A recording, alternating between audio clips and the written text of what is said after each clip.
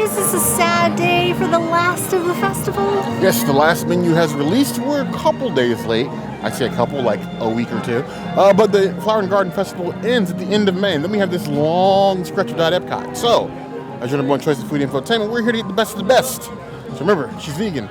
I'm not. I'm going to eat some flowers today. And try some new menu stuff. You heard the girl.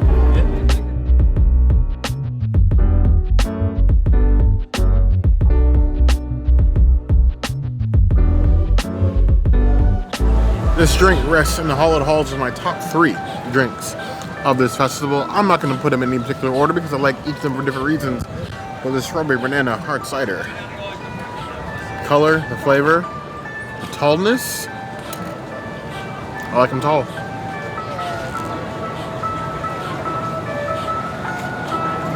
I like to chug this whole thing on camera. Don't do that, kids. If you do, call an Uber. That tastes wonderful. That is what a strawberry banana cider should be. Not too much of anything. Balance in flavor, sparkle. I like it. It's crisp, it's refreshing. What you need to be drinking in the Florida sun. More ciders, less beers. 4.5 out of 5 plus.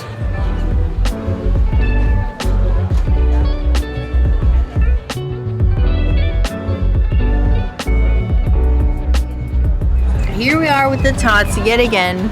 I asked for extra impossible on this and I think they delivered. So I'm gonna get these things. Let's just do that. Cheers. Tasty, spicy. I think totally worth it. It was $10. I think I'm like super into it. It's like a 6 out of 10 on the heat scale. The tots are nice. You can really adjust the flavor. You can ask them for more or less heat, more or less of the impossible. You can just do the tots. It's all up to you. You can mix and match how you want. I give this a 4 out of 5 tots. This is amazing. So here we have this buffalo supposedly traditional poutine. Let's be real, for our Canadian watchers, we know very well this is not poutine. Disney likes to call anything with sauce on it and tots poutine. It's a terrible habit of theirs.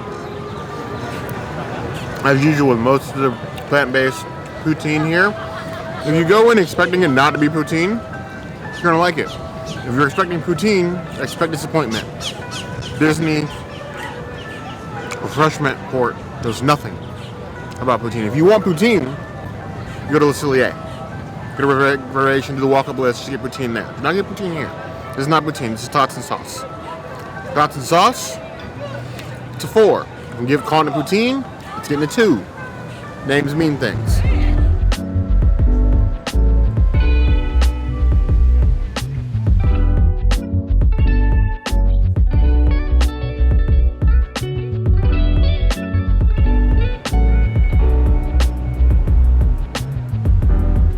It is the last peach smash of the season.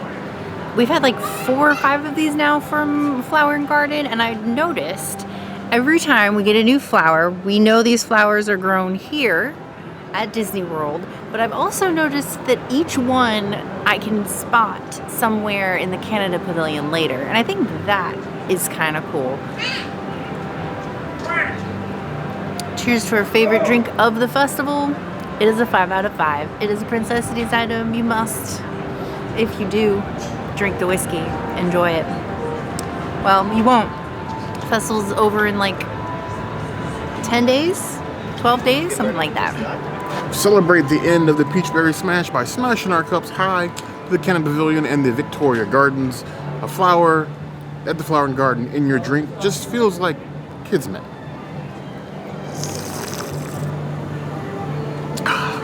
This entire festival has been a festival of drinks hidden within the pavilions. I know the booths are nice and flashy, and they have like all the interesting looking stuff, but some really the good, delicious stuff hidden in the pavilion. Explore EPCOT. There's a lot more than just World Showcase. Just take a couple steps to the left or the right. There's all other things to explore, like this. 5 out of 5 quads. Some of the bear says, if you arrive here for the end of the month, this is a must-have drink.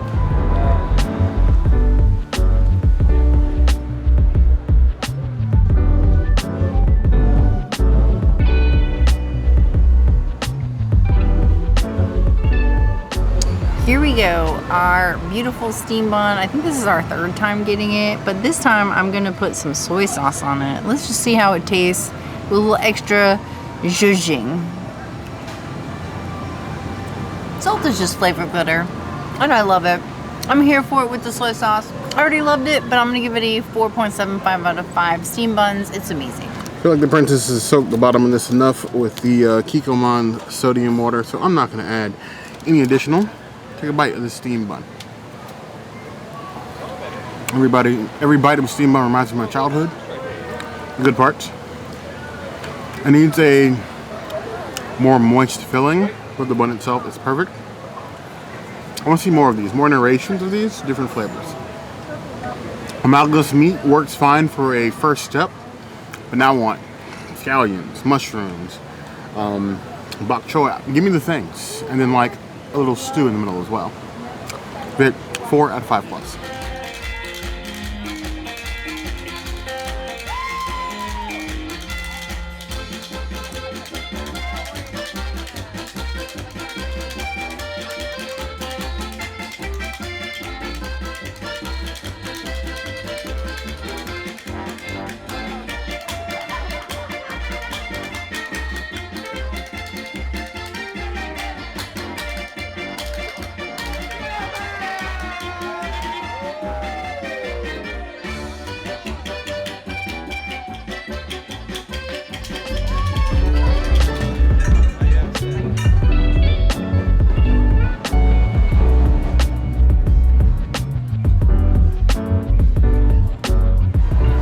The 802 seltzer. I have not had this since our first drink video at EPCOT in March now. Wow, March. Cheers. Cider be ciderin'. I enjoys it. I'm gonna give it a 4 out of 5 ciders. It's nice, it's refreshing, it's crisp, it's delicious. 802 barrel aged cider. Barrel aged is really all you need to convince me. Cider is just a benefit. As I drink, I get a whiff of the barrel age. It's not a very like overpowering taste with some barrel aged drinks, like when you get like Kentucky bourbon barrel, like that's like a really strong bourbon, like barely oaky taste. This one is very light and subtle. Looks the cider be a cider. I like that. 3.75 out of 5 plus.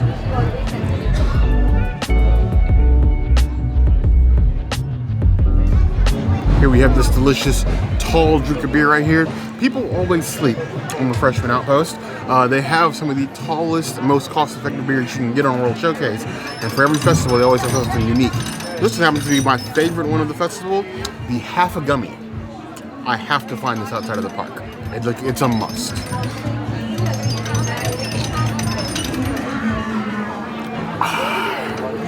There might be a little bit of bias in because the beer handle is a bear with his tongue out, which feels right with me. Very me. 5 out of 5 claws. It's on the Bear Necessities list. If you didn't get this during Flower and Garden, I feel a little sorry for you, but more for me.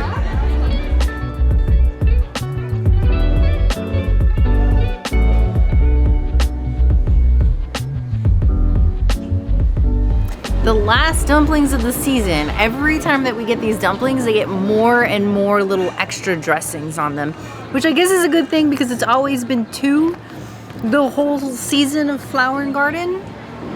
Cheers. It's a little soft. It's slightly on the undercooked side, I would say.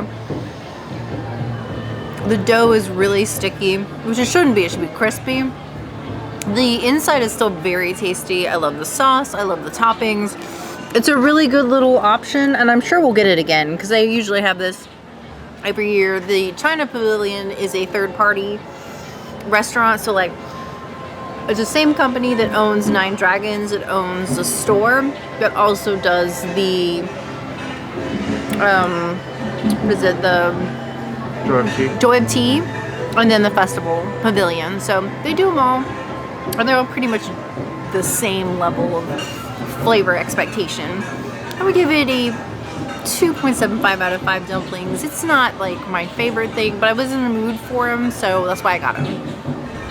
So many onions. What are y'all trying to hide with the number of onions? You like buried the dumpling in onions. You got little sesame seeds, Hello fixins and tons of sauce this time, almost too much. I wonder if that's making them look more soggy than they actually are. Because it is kind of a slippery boy to pick up the chopsticks this time.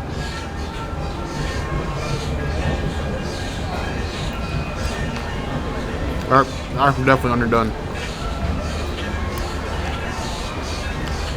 You can tell because the edges are super crispy, and the inside is just like soft. Like, take it out from frozen and then cook too fast. That's a shame. This is usually one of the standout things. Something that we usually get, especially something plant-based for the princess. I wish they offered them year-round here at the Fortune quick service.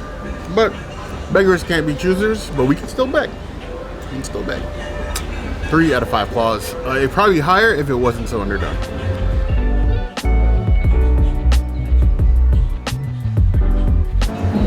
We have the masala, well, spicy masala chicken skewer. I get this chicken skewer, 1, because I like any sort of chicken on a stick. I'm a sucker for it. And 2, it's the closest I'm ever going to get to a Bengal barbecue on the East Coast. Princess got me hooked. And now it's all I think about Disneyland. Bengal barbecue. And all things. Alright, thick one this time.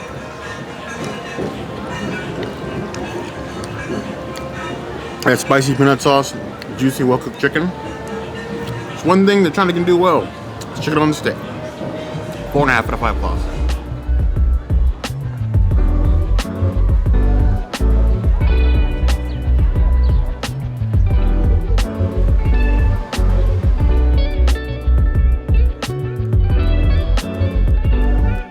We are back here with the meatball, and it is huge, and it's got a lot of things happening here. This is an end piece, I think. It tastes like something that belongs at restaurant Marrakesh. It's seasoned like a Mediterranean goodness.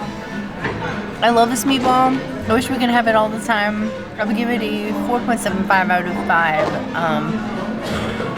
5. Peanuts? It's really tasty. It's a meatball, a meatless one. The return of the impossible meatball. This thing just will not go away, and we don't want it to go away. I like it, seeing it evolve different forms. I'm fine, glad they're finally serving it in serving vessels and not paper as in previous years, because that was a mess. And we got to be here all day, and your fingers get sticky, and then I got to find some place to wash my hands in a park where it's like 97 degrees. That's a lot going on, as you can tell. See if there's a lot going on with this bite. It was the meatball that was promised. The king of the meatballs. King of the South. King of the meatless meatballs. This continues to be a standout option here at festivals at EPCOT. It just needs to evolve, change, something different. The lentil bread is great, but we've had this before. I hope that it returns in years coming. Still, if you are looking for like a nice plant-based snack, this is still top tier. And if you make it tier and this meatball isn't in your top, whatever, we got to reevaluate that grade. I would give it 4.25 out of 5 claws.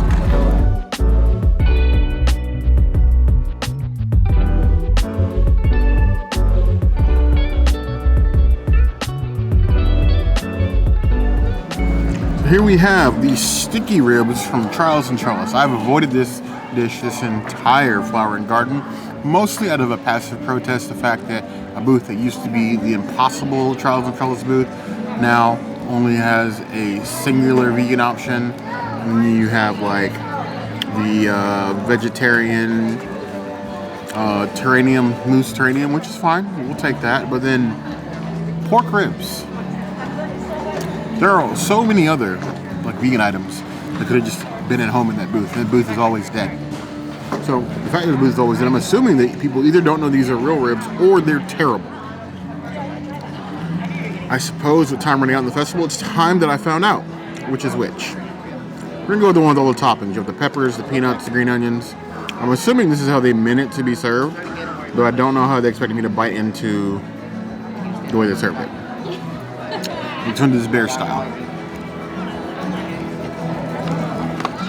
Wow. I haven't had a ribs that chewy since ABC Commissary. It was a shame. Because the sauce was great. Nice and sticky, got a little heat to it. It's like a 4 out of 10 on the heat scale. Green onions really set it off. The peppers give it that extra kick. But they're tough and chewy. And if I gave ABC commentary smoke, that means that you are also due for a bonfire. There's a reason why there's nobody waiting in line for these. It's 1/2 out of 5 claws. The sauce is only get you so far. These are terrible ribs. Great. One grape. Stopped and got our last free PB&J. Maybe we'll get one more, but it won't be for camera. I got a strawberry. Strawberry is the way. It's not often Disney's giving us anything for free, so when it comes, you gotta take it. Now, is it a free cocktail or free beer? No, but I'll take free PB&J any day of the week. I think I actually prefer like the par frozen, but not completely unthawed. It's a nice cooling texture. In Florida in the summertime, that's what you need. Don't be afraid, and we've done that before. Go back and look at our old like Magic Kingdom picnic video. Bring your own food. If you want to pay for Disney food, Uncrustables are the way to go, and they're vegan.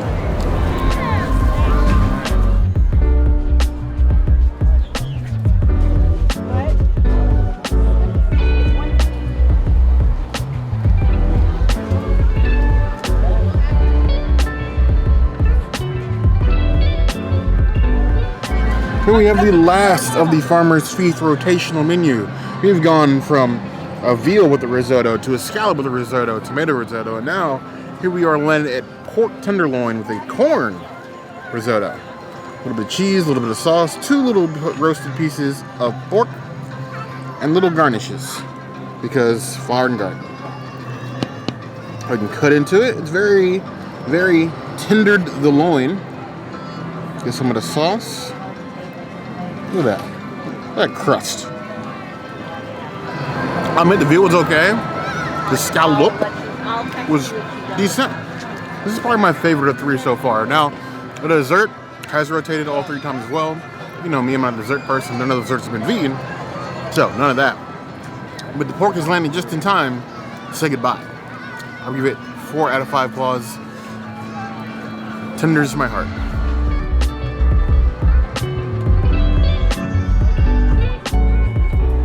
That has been us saying farewell to Flower and Garden this year. It was a short adventure, but Yes. it was a nice adventure. But it's always been a shortened festival. The festival is 1 month shorter this year. Yeah. And then we're getting 3 whole months of Diet Epcot because Food and Wine's going to start 3 months or a month later this year. But we have 3 new things happening at each park on June 10th, Yes. and then a brand new ride opening on June 28th. So plenty of things to do. Obviously, we're still going to be around posting these videos just for you guys. If there's anything we missed, if your favorite by all means, shame us in the comments below. If there's anything else to see us do, the comments will always be the place to find us. Hit that notification bell to see other videos like this, and we have new videos 5 days a week, Monday, Tuesday, Wednesday, Thursday, Saturday.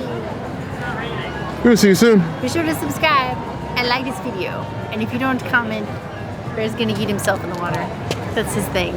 Yeah. I'm on a GTA that boat. No. I want to GTA that boat. No. You heard go the in girl. the water.